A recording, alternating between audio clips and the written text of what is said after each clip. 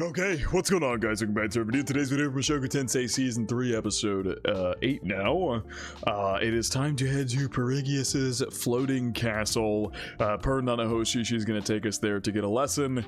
She is seeming ill as of late. Rudy noted last episode her health has been not so great in the past year. And yeah, we're going to see where this goes. Probably get a new opening song this episode. And so I'm excited to hear that. And I'm pumped, man. PERUGIUS' last appearance in the anime was Season 1, Episode 8, Turning Point. He was mentioned in episodes before that, but his only appearance was Season 1, Episode 8, Turning Point 1, where he sends Almanfi out. So if you need a refresher on him, go watch episodes 1 through 8 of Season 1. He's mentioned a few times throughout there. His name is sprinkled in mentions throughout there, but he actually shows up in Episode 8, and that is the last time, I believe. I have not finished my Season 2 rewatch. I said I was going to do this prior week. I did not feel like watching any more anime outside of the anime I already watched, so I did not do that. I will watch the second core of Season 2 of Mushoku Tensei, ideally this week. I watch so much anime doing reactions, it's hard to motivate myself to watch anime outside of reactions because I do so much with reactions. It's not to say I don't love watching anime, of course, it's just when you watch as many as I do already, it's hard to get motivated to be like, yeah, let's watch even more!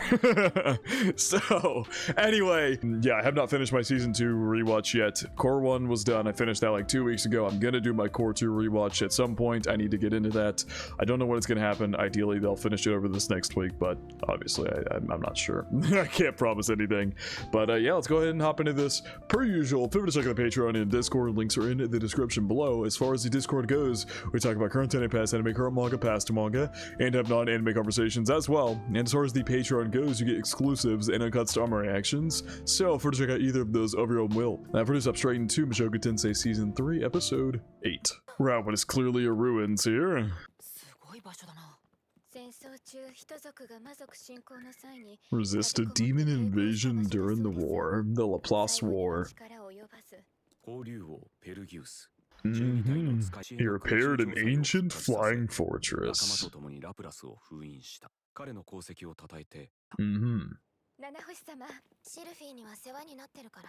is the crew we got going with us. We've got Luke, Ariel, Nanahoshi, Roxy, Zenoba, Rudy, Sylphie, Cliff, Alina Lees. That is the crew we've got with us. Those are the crests of all the top powers in the world. I forget which is which, but you know they mention the 7 powers. I think this is 8 actually. Yeah, no, it's 8. It is 8, right? I think. But yeah, they talk about. I at least remember the top 2 was Technique God, which is Laplace, and then number 2 is Dragon God, which is Orsted. I don't remember the others, to be honest. I don't remember them exactly. Like, I know Sword God is one of them. Call our ride. Just sounded like she blew into nothing. Hello, Almanfi. So that little whistle there brings him at any beck and call. Rudy, you should remember him. Yes,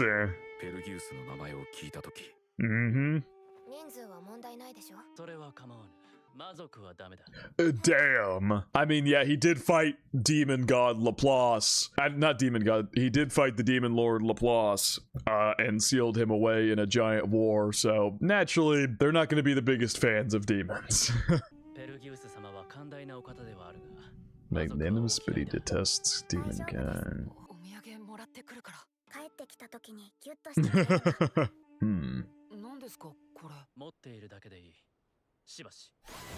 Poor Roxy gotta go back alone. Is that safe, traveling back alone?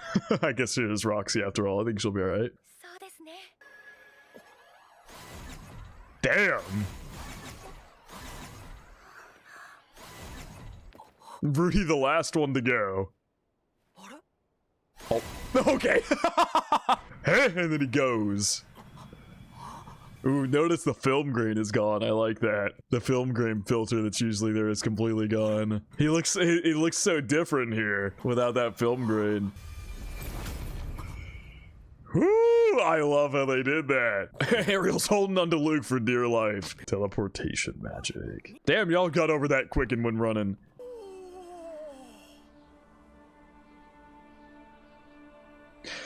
I really need to rewatch season 2 core 2, because didn't we use old ruin teleportation circles to get to the Begarrett continent a lot faster? That was the whole crux of Rudy hopefully being able to get back before his baby was born, was to take old ruined, well, to go to old ruins and find old teleportation circles within them and use them to get there. I believe that was what we did in season 2. So the teleportation thing isn't new, but this time it's not via a circle, it's via someone's magic, which is interesting. It's a little difference there. I really need to watch core 2 because that does tie in a bit. Such a cool looking castle, man. God damn. Like, holy shit, that looks insane.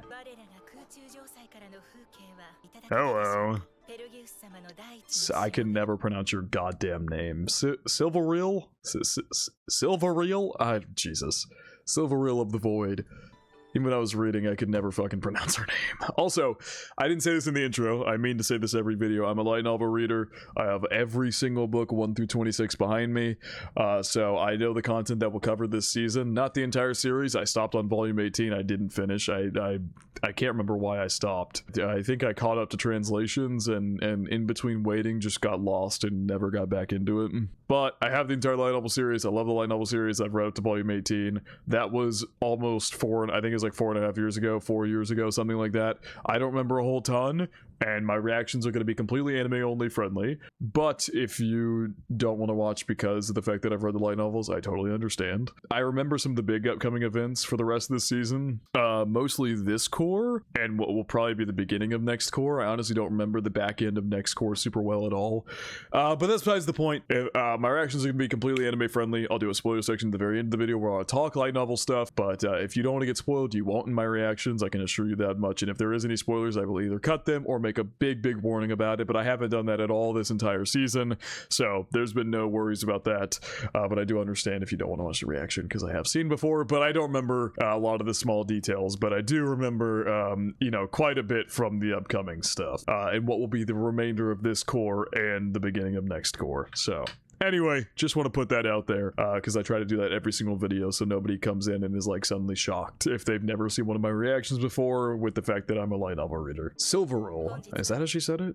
Silvereel. Flying Fortress Chaos Breaker today. God damn, this place looks so epic. Yep, new intro song, let's go. How have you not well, I see, damn. I was gonna say how have you been, but then just immediately heard the coughing.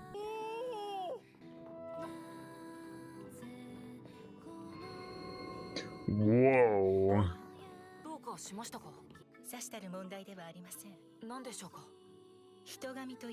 Oh my god! He was asked this question by Orsted and it didn't end well for him.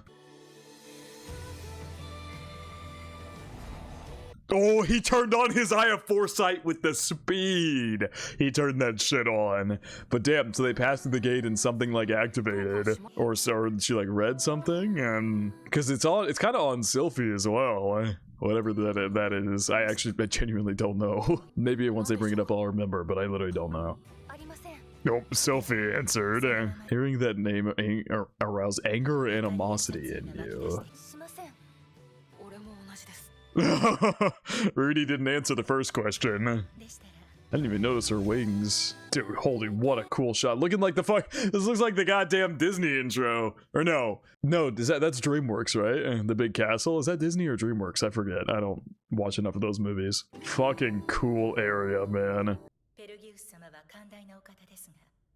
Care to show him no discourtesy. Whew. Tense, man. Whoa, the fucking crystal. Dude, this is so sick. Those are his, what do they call them? They call them sages or guards. I already forgot what the fuck they called them. 12 familiars is what they referred to them as. Okay. So, Monfi and Silvereel is by his side there. Rudy and Ariel stay standing. Everybody else takes a knee. Nanahoshi's also standing. She's ready to move on to phase 4. The pursuit of knowledge is the destiny of the dragon race.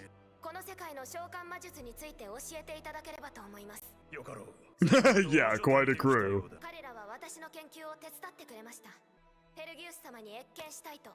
お初にお目にかかります。アリエル・アネモイ・アスラと申します。お会いできたことを光栄に思います。アリエル・アネモイ・アスラか。お見知りおきを。あわよくば我が力を借りようとしてく。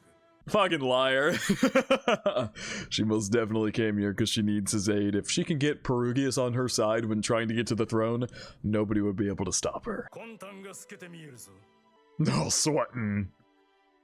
Sylvia and Luke are too. You've come here, that too is fate.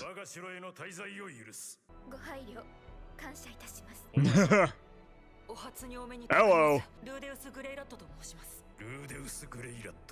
Really has the same eyes as Orsted, man. It really does.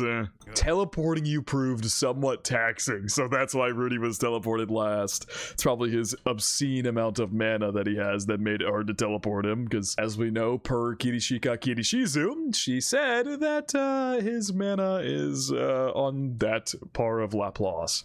I actually don't think she says that in the anime. I think that's a light novel only thing. I'm trying to forget. I'm trying to remember. No, Orsted is the one who in the anime says it's on par with Laplace. Kirishiku Kirishizu calls him disgusting in the light novel because of how much mana he has. She calls him disgusting in the anime still, but they don't elaborate on why she says that. But in the light novel, it's very clear why she says that. It's because of his mana capacity. I doubt I could have done it if you had resisted in earnest. He said, now Perugius himself is saying it, your mana recalls Laplace. Do not think of using it in my halls, god damn. Oh my god, they're all staring him down, Jesus Christ. Okay guys, let's tone the temperature down a bit, it's a little scary right now. Thank you, Nanahoshi.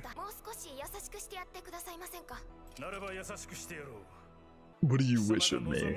I mean, Rudy just kind of came up here for funsies. Oh, that's right.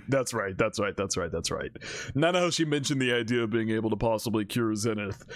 So that's the main reason Rudy's up here, but also he just kind of came along as well, because it was when he first started collaborating with Nanahoshi, he also said that he wanted knowledge on how teleportation and summoning circles and all the above worked, and Nanahoshi said she would, as he helped, she would reward him by giving him some knowledge, and so this is part of that reward for helping her get to phase 4. To serve as their hearts. So hearts are altered by mana, they lose their memories without exception and come to possess mystical powers.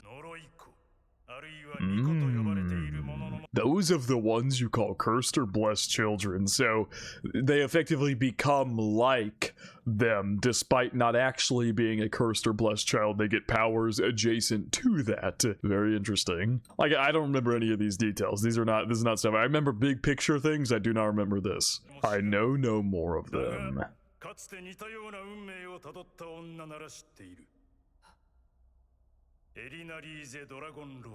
Holy shit! Did my friend not rescue you from the Bao Labyrinth some 200 years ago? It's a great question. We're very close. Rudy and Lena Lise have spent a lot of time together. They traveled to Bagheera together, and after Rudy left Stepped Arrow, that's not what they're called. I think I got Step Leader, and whatever their group was, but whatever, Sarah's group. After he left that, he ran into her, and they spent a lot of time together. They were going to the school and whatever, and all their time traveling to the school. I presume she must have told Cliff.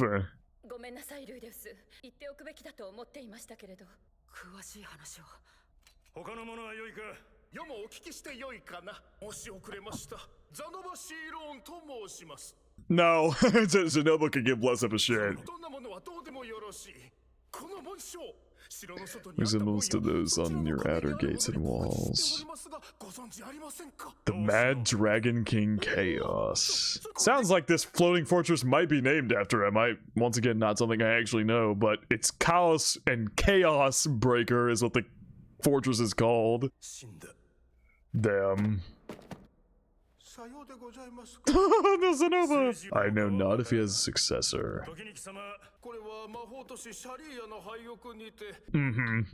We found that book with the marionette in Rudy's old house, or Rudy's new house.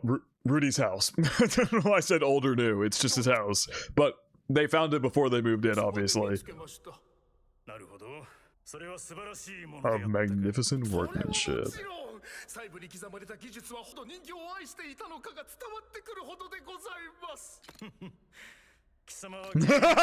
He likes Zenova because he can tell Zenova has no intentions to come here for any political matter. He literally just wants to talk about figures and craftsmanship. In my store of treasures. She was about to say boku, but she switched to watashi. Oh, but OST kicked in. Oh. Immediately, Silveril started speaking to him. Both husband and wife then, because we saw that effect come off of them whenever both of them crossed through. And she questions both of them to where Sylphie said she knows nothing about the man god. Rudy didn't answer the question. And then Sylphie and Rudy both answered the second one. Answer one of mine. No. Bring him to me. Whoa. God damn. I don't remember this. Dude, I'm just, once again, when I get into these episodes, I realize how much shit I don't remember. Like, I remember big picture stuff and some of the upcoming stuff, but I didn't remember, like, I knew we interacted with Perugius in this nature. I didn't remember a single conversation about what happened here. With the mass teleportation. Not even I could have summoned Nanahoshi. God damn. No one in this world could have done so. There's no man-made disaster, it happened by chance. It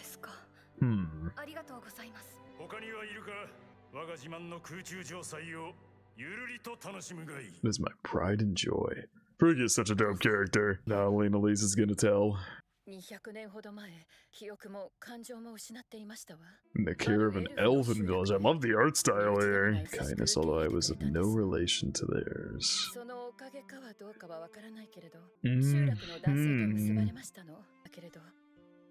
Memories never came back, but emotions and things did, which is an interesting distinction from Zenith, might I say, because with Zenith, we have already seen she does seem to remember things to a certain extent. She pats Norn and Aisha on the head in a very motherly way. She smiles at them. She helps Rudy take care of his daughter like a grandmother would. So it's very interesting. Sought to make love almost nightly. So she effectively became a cursed child. She became what this world calls a cursed child, and her curse was this. She did not become blessed like Zenoba, though in a way you could consider Zenoba's a curse as well, because he can't do the thing he truly loves and has had to do so many workarounds with the gloves and everything just to be able to even plausibly do it, because his strength is so much. But yeah, a small mana crystal once a month.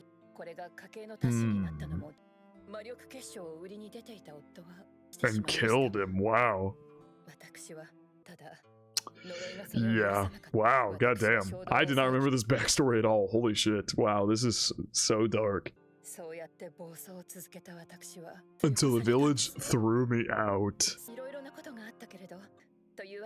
Join Paul's party that consisted of Geese, Paul, Zenith, Alina Lees, I forget the dwarf's name, and Ghislaine. Yeah, quite a lot you didn't know about Alina Lee's. All you knew about was her curse, and she's not said anything else. Since then, I've learned to get along with my curse. Mm-hmm.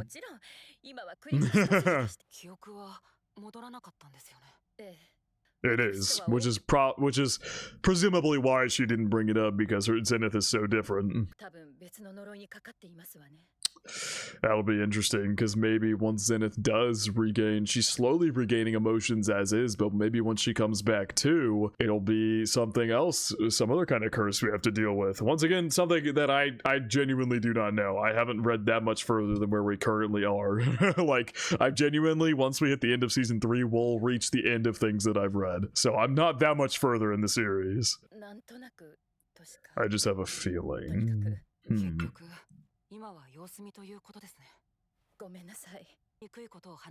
Yeah, it's a pretty hard pass. She probably just didn't want to dredge up.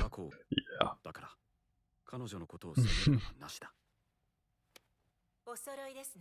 I mean, to begin your lesson. Mm-hmm. 七星が気を利かせてまだ基礎の部分しか教わっていないがこれからが楽しみだな。食べたいものはございますか？何でもいいわ。ミリスの料理なんかも出してくれるのか？はい。Yeah, Amalfi kind of just has the ability to go to and from. Yeah, really be using him as a light-speed errand boy. He's probably used to it. Perugius probably has him do that shit all the time because he's able to get to and from the flying fortress at ease. This could be my chance. Why, I got them all like Japanese dishes?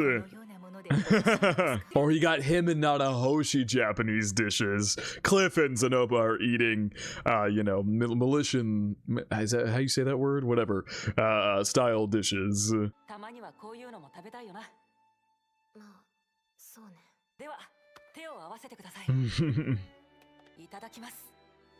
Yeah, they translated it as itadakimasu because they're not speaking this world's language. They just spoke Japanese when saying that. But for soy sauce on the off chance. Fermented beans from the Beharial Kingdom. I know she doesn't look super pleased, but she is chowing down. With that, I got them to make us Japanese-style lunches. Shun a reminder of home. It's like subpar, it's a subpar Japanese dish. Aww, she wants to go home so badly. I feel so bad for her.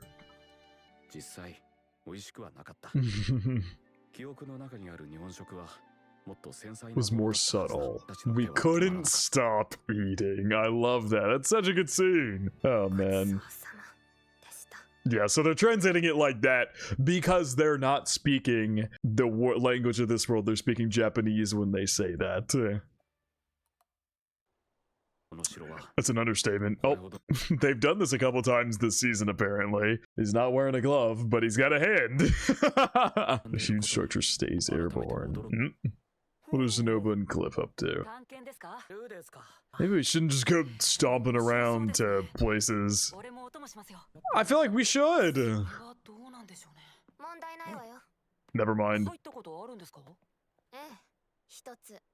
There's one neat thing. Whoa. It's like in the caverns of this floating island. I feel like I'm playing fucking Skyblock when I'm up here. It's really cool. The one neat thing. This door's unlocked? Okay. Cliff, Zenoba, and Rudy all hyped as hell at the door opening.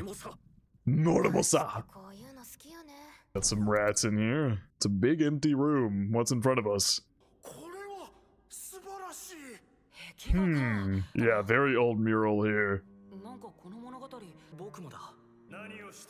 Oh god. What's up? Rudy kneeled down this team. This team? Jesus. This time.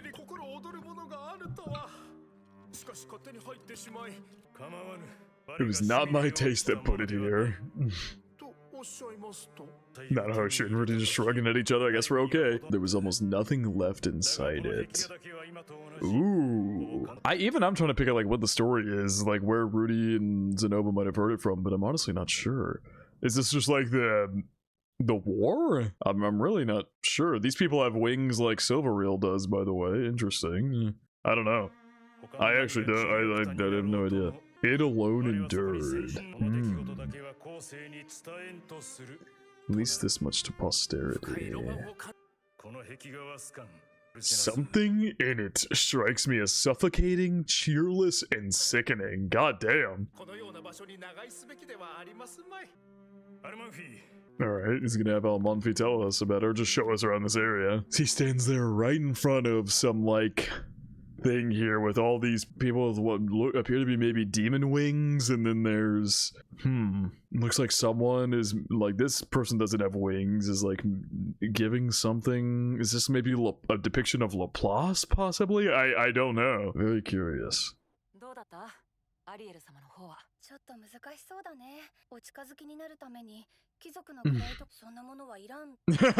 He does live in a floating island. Think he did. His hobbies or his exploits or whatever.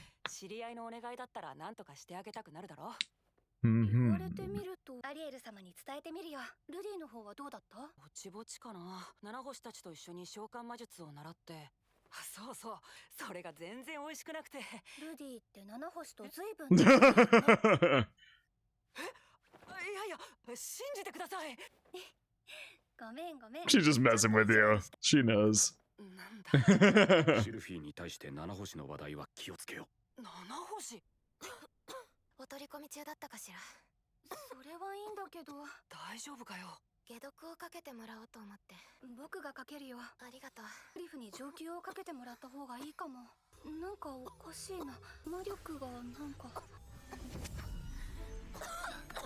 Oh god. Even using a stronger spell. Oh my god.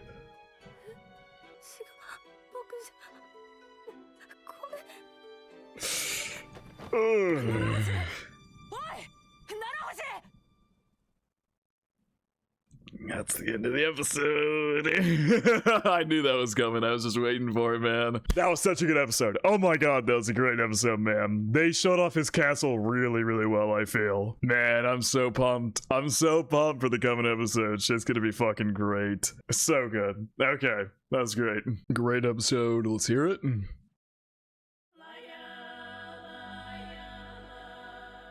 Fantastic. That was a really, really good episode, man, and quite the intense ending. We'll see where that goes. I don't have too much else to add here for non-spoiler talk.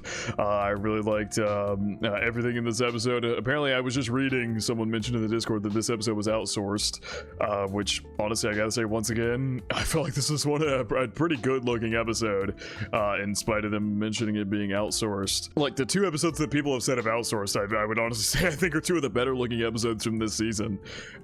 Like, apparently the Sarah episode wasn't. I honestly didn't think that episode looked very great. But anyway, I don't sound like I'm bitching and complaining too much, of course. I love Mushoku Tensei. This episode looked great, and I have nothing more to say. So we go next week. I think it's going to wrap it up reaction to Mushoku Tensei Season 3, Episode 8. Hope you guys did enjoy, and I hope you all have a good day. And for those of you here for the spoiler discussion, I don't think I have much else to say either. I knew this was coming. I was waiting for it to happen. I knew they were going to cliffhanger with it as well. I could tell from the beginning that they were going to cliffhanger with Nanahoshi getting, like, very ill.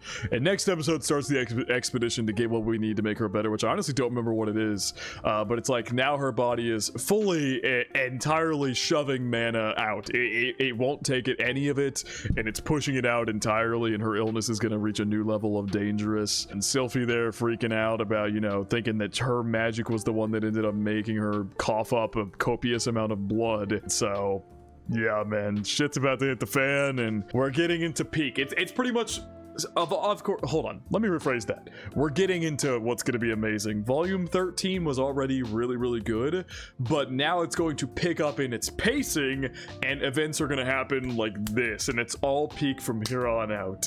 We're going to go fight a Tofei. I don't know if that's going to happen next episode or the episode after. I forget the pacing of that. And then right after that, it's Turning Point 4, and then it's Volume 15. It's just all gas from here on out, and I'm so fucking excited, man. I am so excited.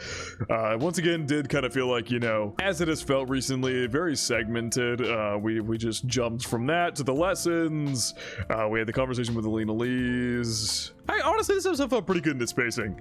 I don't remember in the light novel how any of this went at all. I honestly forgot Alina Lee's reveal at all. I forgot that Alina Lee's went through the same thing Zenith did. I completely forgot about that. I also don't remember what this mural means at all. I don't remember at all. Like what I don't remember any of these segments. I think I remember the one where he made the food for her and she started crying. I do think I remember this segment, and they mention how, you know, it's like mediocre at best, but it's still a taste of home for Nanahoshi. And I completely forgot about Alina Lee's backstory. Why is it not? Oh my god, fuck you, Crunchyroll. I gotta refresh the damn website now. And then the introduction here, I knew we spoke to him, but I forgot how it happened. But yeah, on the cover of volume 14, I love that I can just do this, by the way. I can just grab my books and just pull them out. You have... this is one of my favorite covers of all the books that I read. This was a favorite cover of mine. You got Nanahoshi, Silvereel, Atofe, Perugius, and Rudy. So this is gonna be good, man. I'm kind of hesitant to look through the chapters and stuff, honestly, like what the chapters are called. I kind of, because I don't remember things, I honestly don't mind continuing forward without the knowledge of a lot of things that go on. Like, I know the big moments, like we're gonna fight Atofe. Hold on, let me actually find it. I want to find the light novel art. Yeah, this is my profile picture on Discord. This picture right here. It's my profile picture on Discord. I hope they do that moment justice, because it is it's a damn fire moment. Yeah, I think I'm actually gonna avoid looking at this too deeply, because I know the big things. Turning Point 4, obviously. Fighting Atofe, obviously. But a lot of stuff leading into that, I don't really remember. I didn't remember like anything that occurred in this episode. All of it was pretty much effectively new to me.